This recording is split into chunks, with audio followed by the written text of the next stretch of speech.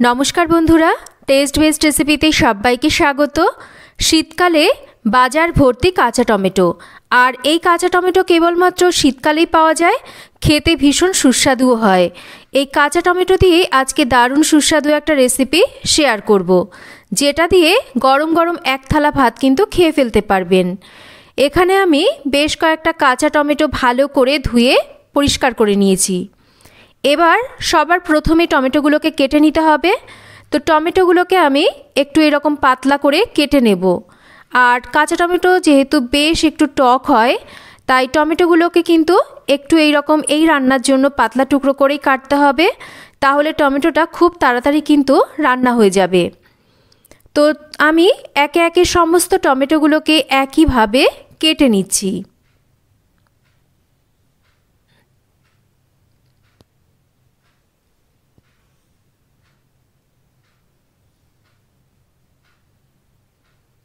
সব টমেটোগুলোকে আমি ঠিক একই রকম করে কেটে নিয়েছি। তো এবার এই টমেটোগুলোর মধ্যে কিছু মশলা আমি দিয়ে দেব।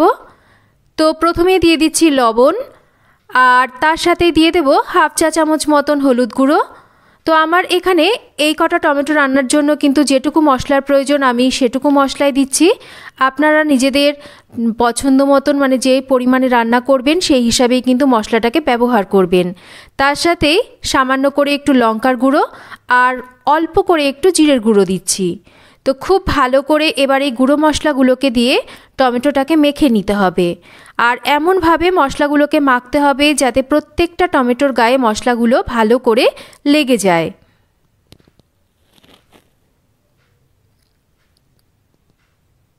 তো খুব ভালো করে টমেটোগুলোকে মশলার সাথে মেখে নেওয়ার পর আমি 5 মিনিট টমেটোটাকে রেখে দেব। এতে করে কিন্তু টমেটোর মধ্যে মশলাগুলো ভালো করে ঢুকে যাবে। এবার রান্নার জন্য সরষের তেল গরম করে নেব। আর অবশ্যই করে কিন্তু এই রান্নাটা সরষের তেলেই করবেন, এতে করে কিন্তু রান্নার স্বাদটা ভালো হবে। তো খুব ভালো করে তেলটাকে গরম করে নেওয়ার পর এবার তেলের ওপর দিয়ে দিচ্ছি হাফ চা চামচ কালো জিরে। কয়েক সেকেন্ড কালো জিরেটাকে একটু ভেজে নেওয়ার পর এখানে দিয়ে দিচ্ছি থেতো করে নেওয়া বেশ কয়েক কোয়া রসুন আর তার সাথে দুটো ফাটিয়ে নেওয়া কাঁচা লঙ্কা। এবার কাঁচা লঙ্কা আর রসুনটাকে তেলের ওপর একটু নাড়াচাড়া করে নেব যতক্ষণ না রসুন থেকে একটা সুন্দর ভাজা গন্ধ বের হচ্ছে আর রসুনের গায়ে হালকা লালচে রং ধরছে। তো দেখুন রসুনটা কিন্তু হালকা লাল করে ভেজে নেওয়া হয়ে গেছে। এবার এখানে মশলা মাখিয়ে নেওয়া টমেটোটাকে দিয়ে দিতে হবে। তো টমেটো দেওয়ার পর এবার ভালো করে মাঝারি আঁচে রেখে টমেটোটাকে এইভাবেই নাড়াচাড়া করে বেশ কিছুক্ষণ রান্না করে নেব।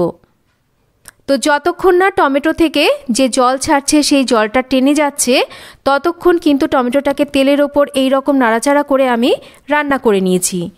তো এবার এর মধ্যে দিয়ে দেব সামান্য করে একটু জল। তো খুব বেশি জল দেওয়ার কিন্তু প্রয়োজন নেই, জলটা এমনভাবে দিতে হবে যাতে সমস্ত টমেটো ভালোভাবে সেদ্ধ হয়ে যায়। তো আমি এখানে অল্প করে একটু জল দিয়েছি, এমনভাবে জলটা দিয়েছি টমেটোগুলো ভালোভাবে সেদ্ধ হয়ে যাবে। ভালো করে একটু মিশিয়ে নিচ্ছি আর একটা ঢাকা দিয়ে এবার বেশ কিছুক্ষণ রান্না করব যতক্ষণ না টমেটোটা ভালো করে একটু সেদ্ধ হয়ে যাচ্ছে। তো বেশ কিছুক্ষণ পর আমি ঢাকাটা সরিয়ে নিচ্ছি আর আমার মনে হচ্ছে টমেটোগুলো সেদ্ধ হয়ে গেছে। একটু চেক করে নিচ্ছি, টমেটোগুলো কিন্তু খুব ভালো করে এখানে সেদ্ধ হয়ে গেছে। আর অবশ্যই করে কিন্তু খেয়াল করবেন টমেটোটা যাতে ভালো করে সেদ্ধ হয়ে যায়। আর সেই সময় এর মধ্যে দিয়ে দিতে হবে সর্ষে, পোস্ত আর কাঁচা লঙ্কা বাটা, তার সাথে স্বাদ মতন মিষ্টি। আর একটু লবণ কম ছিল তাই আমি লবণটাকেও একটু দিয়ে লবণটাকে অ্যাডজাস্ট করে নিলাম। তো ভালো করে এবার সমস্ত কিছুকে মিশিয়ে নিয়ে মাঝারি আঁচে রেখে আরও মিনিট 5 আমি রান্না করে নেব। তো আমি মিনিট 5 এইভাবে একটু রান্না করে নিচ্ছি আর টমেটো কিন্তু আমাদের প্রায় হয়ে এসছে। তো এবার নামানোর আগে দিয়ে দিচ্ছি আরও 1 চামচ মতন কাঁচা সর্ষের তেল।